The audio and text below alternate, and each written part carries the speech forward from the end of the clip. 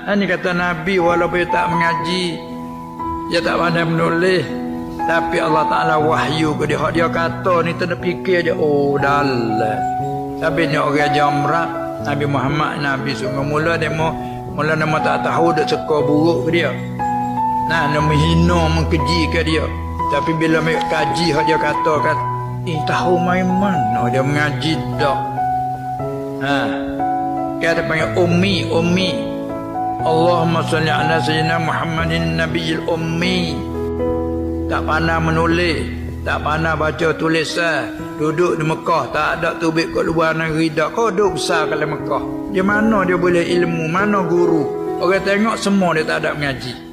Tapi bila dia dilatih jadi rasul, dia kata tu, dia mau berkelahi dengan dia mula-mula kerana nafsu. Bila Tuhan tahu pepak, Allah dia kata ni dalam.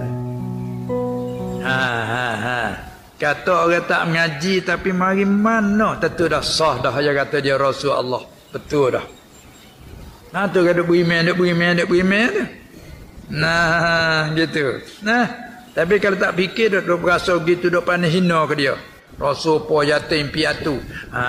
Ni duk baca kok tu. Tapi bila dia buat kaji sungguh perhati dia sifat peribadi dia molek, dia tak pernah cakap bohong, dia orang amanah.